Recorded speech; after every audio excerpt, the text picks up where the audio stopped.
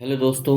अभी तक आपने कहानी में सुना कि संटू मास्टर की पत्नी के व्यवहार में अचानक से परिवर्तन आ गया था। संटू मास्टर की पत्नी जो बिल्कुल सीधे साधे तरीके से रहती थी, अब उसके व्यवहार में इतना ज़्यादा परिवर्तन आ चुका है कि वो बात बात में संटू मास्टर को काम पर जाने से रोक देती है। बात यहीं तक नहीं बनती है, इसके आगे वह जब संटू मास्टर के दिमाग में जो चल रहा होता है उसे भी बताने लगती है, तो संटू मास्टर हैरान रह जाते हैं। एक दिन संटू मास्टर बैठ करके अपनी डायरी देख रहे थे। अचानक पीछे से आकर के उसके कंधे पर हाथ रखती है और बोलती है, तुम कब से भूत प्रेत में विश्वास करने लगे और तुम क्या सोच रहे हो कि मेरे ऊपर किसी प्रेत का साया है? ऐसा तुम कैसे सोच सकते हो? यह सुन करके संटू मास्टर की सिट्टी पिट्टी गुम हो चुकी थी।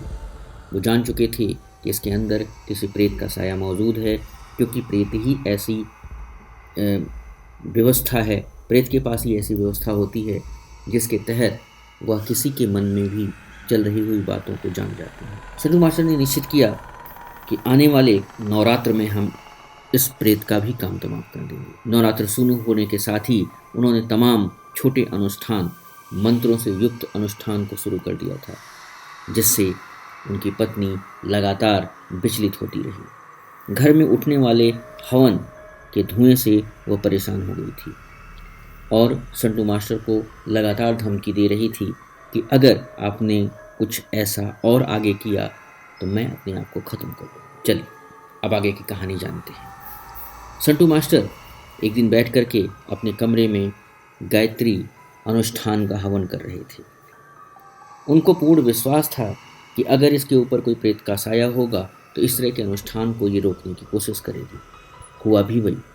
जैसे ही अनुष्ठान चालू हुआ, मंत्रों की आहुति से अग्निकुंड में जब समिधा दिया जा रहा था, उसी समय वो चिल्ला उठी, बंद कर दो ये सब, मेरा दम घुट रहा है और अगर तुमने इसको और आगे बढ़ाया तो मैं या तो तुम्हारा जान ले लूँगी या अपने खुद को ख़त्म कर लूँगी।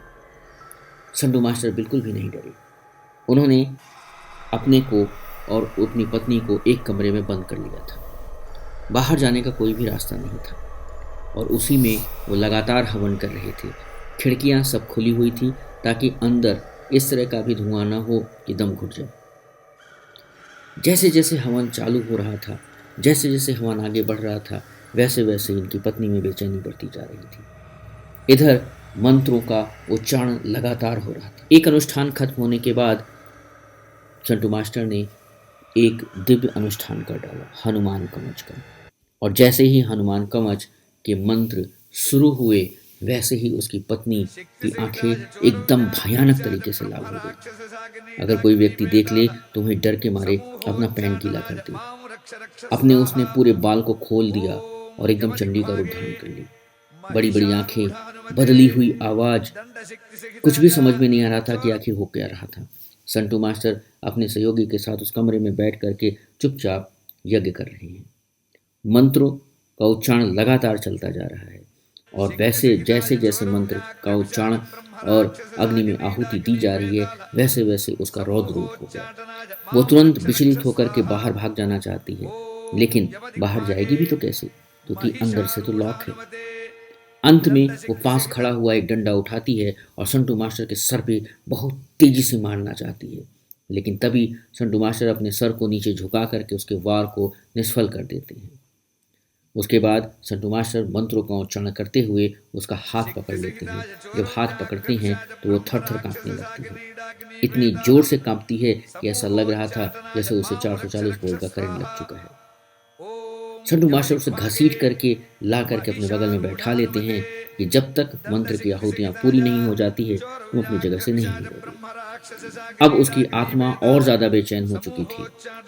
उसके अंदर एक राक्षसी प्रवृत्ति जाग चुकी थी और वो लगातार धमकी दे रही थी, या तो तुम्हें खत्म कर देंगे या अपने को खत्म कर देंगे। संटू मास्टर लगातार हवन करते रहे। हवन जैसे ही पूरा होता है, वह अपने हाथों में पानी लेकर के संकल्प करते हैं और तुरंत उस पानी को मंत्राभिषिक्त करके उसके ऊपर डाल देते हैं।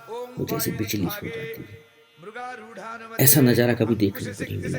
वो वहीं जमीन पर पड़ करके छटपटा रही है, चिल्ला रही है, जान की भीख मांग रही है। लेकिन इधर जो अनुष्ठान होना था वो अनुष्ठान हो चुका था। अचानक से संटू मारते हैं और जिस अग्नि में समिधा डाली जा रही थी, जो अग्नि इन भूत प्रेतों को भगाने के लिए अनुष्ठान के रूप में की जा रही थी, वहाँ से वो एक पतली सी लकड़ी उठाते हैं जिसमें तमाम सविधा की औषधियाँ लगी रहती हैं। वो लकड़ी उठा करके उसके बाएं बाजू पे चिपका देते हैं। वो दर्द के मारे चिल्ला उठती है और चिल्ला करके फिर एक बार बेहोश हो जाती है। 5 मिनट बीता ही था कि उसे फिर से होश आने लगता है। संटू मास्टर उसके ऊपर पानी का बौछार करते जा रहे हैं। जब उसे होश आया तो वो अपना बाजू पकड़ के देखती है, कहती है ये कैसे मैं जल गई और मैं इतनी देर तक सोई कैसे रही और आप पूजा कर रहे थे, मुझे जगाया भी नहीं। संटू मास्टर जान चुके थे कि अब वो आत्मा इसे छोड़ करके जा चुकी है। वो धीरे धीरे उठती है। ऐसा लग रहा है जैसे उसके शरीर में कोई जान ही नहीं है। सारी ताकत न जाने कहाँ निचुड़ गई है। संटू मास्टर उसे इशारे से सोने के लिए कहती है और फिर अपने पात्र में रखा हुआ जल उसके ऊपर छिड़कते हैं। थोड़ी देर बाद उसका मन शांत हो जाता है और वो भाग करके आकर के संटू मास्टर के गले लग जाती है।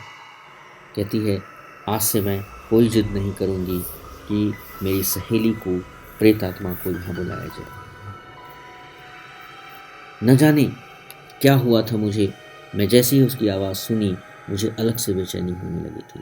संटू मास्टर उस रात के बारे में उसे कुछ भी बताना नहीं चाहते। 1 हफ्ता बीत चुका था और 1 हफ्ते तक प्रेत उसके शरीर में रहा था और 1 हफ्ते के बाद छोड़ करके गया था। दोस्तों ये कहानी बिल्कुल सत्य है और अगर आपको लगता है कि ऐसी कहानियाँ और भी हमें सुननी चाहिए तो आप हमें सब्सक्राइब ज़रूर कर लें, क्योंकि बिना सब्सक्रिप्शन के मज़ा नहीं आता। आपसे एक मोटिवेशन मिलता है।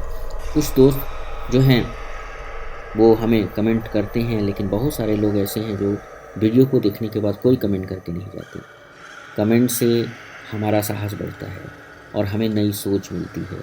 हम जिन चीज़ों को आपके समक्ष लाना चाहते हैं उसके लिए तमाम रिसर्च होते हैं और उसके बाद उस कहानी को एक अलग तरीके से एक धागे में पिरोकर आपके सामने प्रस्तुत किया जाता है। आप लोग लाइक और सब्सक्राइब दोनों ज़रूर कर दीजिएगा ताकि वीडियो बनाने वालों का थोड़ा सा मनोबल ऊपर रहे। Thank you.